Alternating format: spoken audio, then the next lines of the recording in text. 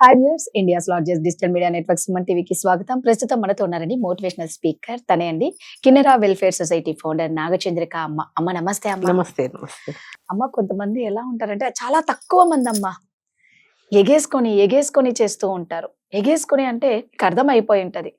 వీళ్ళెంత worst condition లో worst situation లో ఉన్నా అవతల అది అక్కకో కానీ ఫ్రెండ్కే కానీ ఇంకెవరికైనా కానీ బాగలేదు అన్నా లేకపోతే వాళ్ళకి ఏదైనా చిన్న ప్రాబ్లం వచ్చినా పరిగెట్టుకుంటూ పరిగెట్టుకుంటూ వెళ్ళి చేస్తారు. అవతల రేపు వీళ్ళకి ఏదన్నా అయితే ఎవరి బిజీ వాళ్ళది, ఎవరి హెల్త్ ఇష్యూస్ వాళ్ళవి, ఎవరు వీళ్ళని చూడరు. ఇంత ఎగేసుకొని పోయి చూస్తే లాస్ట్కి ఏం మిగులుతుందమ్మా వీళ్ళకి? ఇందులో ఎవరు బాగుపడతారు? దీనివల్ల ఏం నేర్చుకుంటారు? ఆ వెళ్ళే వాళ్ళకి వాళ్ళు నేను చేస్తున్నాను, నాకు తిరిగి వాళ్ళు ఏం చేస్తారు, వాళ్ళు నాకు పనికొస్తారా అనే ఆలోచన ఉండదు రాదా వాళ్ళకి. ఉండదమ్మా. అది ఒక చిన్నప్పటి నుంచే వాళ్ళకి ఇట్లాంటి గుణం వచ్చి ఉంటుంది. అంటే ఎవరు బాధపడినా ఎక్కడ బాధపడినా ఫస్ట్ వీళ్ళే పరిగెత్తపోతారు, ఆ బాధను చూడలేక. అది లోపల నుంచి వస్తున్నటువంటి ఆర్ద్రత అది, అంతేగాని అది స్వార్థంది కాదు. నాకేమి వస్తుంది వీళ్ళకి చేస్తే అని ఆలోచించినప్పుడే స్వార్థం అవుతుంది. వాళ్ళు చాలా రోజులు అట్లాంటివి చేయలేరు కూడా. వాళ్ళు రెండోసారి వీడిని వచ్చాడు నా కోసం నేను ఎందుకు పోవాలనుకుంటాడు. కానీ అలా ప్రతి దానికి వెళ్ళగలుగుతున్నారు అని అంటే అది ఎప్పటికీ ఆగదు కూడా వెళ్ళడం అనేది. అది మొదటి నుంచి ఉంది వాళ్ళకి ఆ బుద్ధి. వీళ్ళు మారరు, మారాలని కూడా అనుకోరు. ఎందుకంటే వీళ్ళు ఆలోచించలేదు కదా, నేను నీకు చేస్తే నాకేమొస్తుంది, నాకేమిస్తామని ఆలోచన వీళ్ళలో లేదు. నువ్వు కష్టపడుతున్నావు, నీకు నేను ఏదో చెయ్యాలి అనే ఒక ఆలోచన తప్ప వేరే ఉండదు వీళ్ళకి. అందులో స్వార్థం ఉండదు వీళ్ళు చేసే దాంట్లో కూడా. నాకేమొస్తుంది వీళ్ళు చేస్తే, వీళ్ళకి చేస్తే అనే స్వార్థం లేదు వాళ్ళకి. కాబట్టే వాళ్ళు అలా పరిగెత్తుకుంటా వెళ్తారు దేనికైనా కూడా. నేను కష్టంలో ఉన్నప్పుడు నన్ను వాళ్ళు చూడడానికి రావాలి, నాకు వాళ్ళు ఏదో చెయ్యాలి అని కూడా వీళ్ళు ఆలోచించరు. కాబట్టి ఏమవుతుంది, లాస్ట్లో వీళ్ళు ఒంటరిగా మిగిలిపోతారు. ఆ ఒంటరిగా అయిపోతానని కూడా తెలుసు వీళ్ళకి, తెలిసినా మానుకోరు. చాలా మంది ఏమంటారు తెలుసా, చేస్తున్నా కదా నీకేం పుణ్యం వస్తుందిలే అంటారు.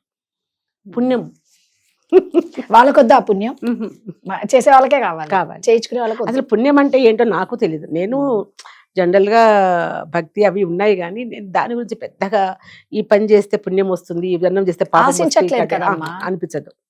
పుణ్యం అంటే నవ్వేస్తాను నేను కూడా. ఎట్లుంటుంది అది, నల్లగా ఉంటుందా తెల్లగా ఉంటుందా అని అడుగుతా ఒక్కోసారి. అక్కడ ఎక్స్పెక్ట్ చేయకుండా ఉండేటువంటి ఒక మనస్తత్వం అది. కరెక్ట్. కష్టంలో ఇప్పుడు ఏడ పడ్డారు వెంటనే పోయి లేవనెత్తాలి, వాళ్ళ కష్టం ఏంటో అడగాలి. చేయగలిగిన శక్తి ఉంటే చేస్తాం, లేదా దారి చూపిస్తాం, అంతే. కానీ అట్లాంటి వాళ్ళు రేపొద్దున నాకెవరు వస్తారు, అయ్యో ఎవరు రాలేదే అనేది వాళ్ళ ఎప్పుడు ఉండదు. ఇప్పట్లో అమ్మ అంటే మీరు అన్నట్టు ఏంటంటే ఆశించకుండా చేయడం వల్లే ఇదంతా వస్తుంది. ఎప్పుడైతే నువ్వు ఆశిస్తావో అదే కరెక్ట్ ఏమో అనిపిస్తుంది అమ్మ ఒక్కొక్కసారి. ఏది ఆశించడం అంటావా? మరి ఏం చేస్తావు? ఏం ఆశించకుండా చేస్తే లాస్ట్ కి ఏం మిగలట్లేదు. ఓకే, నువ్వు ఆశిస్తావు, ఆ ఎదుటివాడు నీకు చెయ్యాలి కదా, అప్పుడు ఏమవుతుంది, చేయనప్పుడు బాధేస్తుంది. మరి కరెక్ట్. ఇక్కడ ఇది రైట్. నేను ఆశించకుండా చేసినా మళ్ళీ నువ్వు దానికి ఏదైనా చేసింటే హ్యాపీనెస్ ఉంటుంది అక్కడ. అయ్యో వచ్చారు నాకు అని చెప్పి ఒక సంతోషం ఉంటుంది మనకి. ఆశించి రాలేదనుకో ఎంత దెబ్బ తగులుతుంది తెలుసా మనసుకు. సంతృప్తి మిగులుతుంది. ఎవరు వచ్చినా రాకపోయినా ఆ మంచి పని చేసినప్పుడు ఉండే ఆనందం వేరు. మెంటల్ గా కూడా ఇంకా అదే ప్రిపేర్ అయిపోయి అంతే. దానికి కోరికలు ఉండవు, వాళ్ళు చేయాలి వీళ్ళు చేయాలి, డబ్బు కావాలి, లేకుంటే వాళ్ళు నా తోడు రావాలి, ఏముండదు అందులో. ఒంటరి ప్రయాణం అంతే. అప్పుడు బాధ ఎందుకు ఉంటుంది రాదా? ఎప్పుడో ఒక్కసారి అనిపిస్తుంది కదమ్మా, అరే ఇంతమందికి మనం ఇలా చేసాం, మన దగ్గరకు వచ్చేసరికి నా దగ్గరకు వచ్చేసరికి ఎవరు లేరు అన్న బాధ. సరే బాధపడతాం, ఏమొస్తుంది? వస్తారు ఎవరన్నా బాధపడితే రారు, అది ఇంకా బాధ. అంటే నేనేమంటున్నానంటే నువ్వు ఆశించకుండా చేయి చెప్తున్నా నేను. ఆశించద్దు, దేని గురించి ఆశించద్దు అసలు. చాలా మంది అంటారు ఇప్పుడు పిల్లల్ని పెంచి వాళ్ళు మమ్మల్ని సాకుతారని ఆశతో మేము పెంచినాము, అసలు ఉండేదంతా పెట్టి నేను చదివించి మేము ఉద్యోగాలు ఇప్పించాం, మమ్మల్ని ఏం చేస్తున్నారని. అది తప్పని చెప్తాను నేను. నువ్వు కన్నావు, అది సాకు, మన బాధ్యత నీది. ఆశ పెట్టుకోవద్దు వాళ్ళ మీద. ఆశ పెట్టుకున్నప్పుడే బాధ. ఆశ లేదనుకో, వాళ్ళ జీవితాలు వాళ్ళు జీవిస్తున్నారు అనుకో, హ్యాపీ. ఎప్పుడో వస్తారు, నీ దగ్గర ఉంటారో, నువ్వు పోతావో, వస్తా ఉండు, మీ ఇద్దరు మీరు తోడున్నారుగా. లేదు ఒకరే ఉన్నారు, అలాగే వెళ్ళిపోండి. ప్రతి ఒక్కరూ జీవిత చరమాంకం వరకు కూడా కలిసి ఉంటారని ఏమీ లేదు. మధ్యలో ఎంతో మంది వస్తారు, ఎంతో మంది వెళ్ళిపోతారు. ప్రయాణం మనదే. లాస్ట్ వరకు ఒంటరిగా. దానికి నువ్వు ఎప్పుడు కూడా రెడీ అయిపోవాలి. అనిపిస్తది కదమ్మా, ఎందుకు ఇది భగవంతుడు ఇలాంటి రాత ఇచ్చాడే మనకి ఉమ్, అన్నట్టు కూడా సంతృప్తి పడు. అనిపిస్తది కదా. రాతి ఇచ్చాడు కానీ హ్యాపీగా ఉండు. భగవంతుడే రాశాడుగా. నువ్వు మధ్యలో నువ్వు మళ్ళీ నీకు భగవంతుడు రాసినప్పుడు మధ్యలో ఏమన్నా అవి ఇవి రావుగా. రాతకు మించింది లేదుగా. మరి అదెందుకు అనుకోకూడదు? అంటే దీనికంతా ఏంటంటే ఆశించద్దని చెప్తా. ఆశించినప్పుడు, కావాలనుకున్నప్పుడు, ప్రేమించినప్పుడు ఉమ్, ఇవన్నీ వస్తాయి బాధలు. ఏమీ లేకుండా మనసులో నువ్వు ఒక వర్క్ చేసినావనుకో, ఒక పని చేసినావనుకో, ఉమ్, నీకు బాధే ఉండదు. ఆ పని పూర్తి అయిపోయిందా, సక్సెస్ అయిపోయిందా, హ్యాపీగా ముందుకు వెళ్ళిపో. ఇంకొకటి ఎదురు పడుతుంది, చెయ్యి నిజమే. శక్తి ఉంటే. అంటే ఆలోచించద్దు, ఆశించద్దు, ఉమ్, ప్రతిఫలం కోరుకోవద్దు. ఉమ్, నేను ఇది చేశాను కాబట్టి నాకు ఇది కావాలా అని. ఉమ్. నువ్వు చేయడానికే పంపించడము దేవుడు నిన్ను ఈ ప్రపంచంలోకి. మీరే ఉన్నారు, మీ దగ్గర చూసుకుంటే ఎంతో మంది హెల్త్ ఇష్యూస్ తో లాస్ట్ స్టేజ్ లో ఉన్న వాళ్ళే అమ్మ దగ్గర ఉంటారు. మీరేం ఆశించలేదు కదా వాళ్ళ దగ్గర. ఎవరో చనిపోయిన నాకేం చేస్తారని ఆశిస్తా. చావుకు దగ్గర ఎవరు ఉండి మామూలుగా రేపో మాపో చనిపోతారు అనుకున్న వాళ్ళు నాకేం చేస్తారు? ఏం చేస్తారు?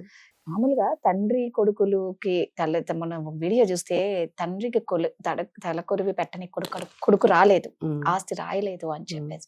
అఫ్ కోర్స్ అక్కడ ఏం జరిగిందో మనకు తెలియదు, కానీ మామూలు చెప్తున్నా.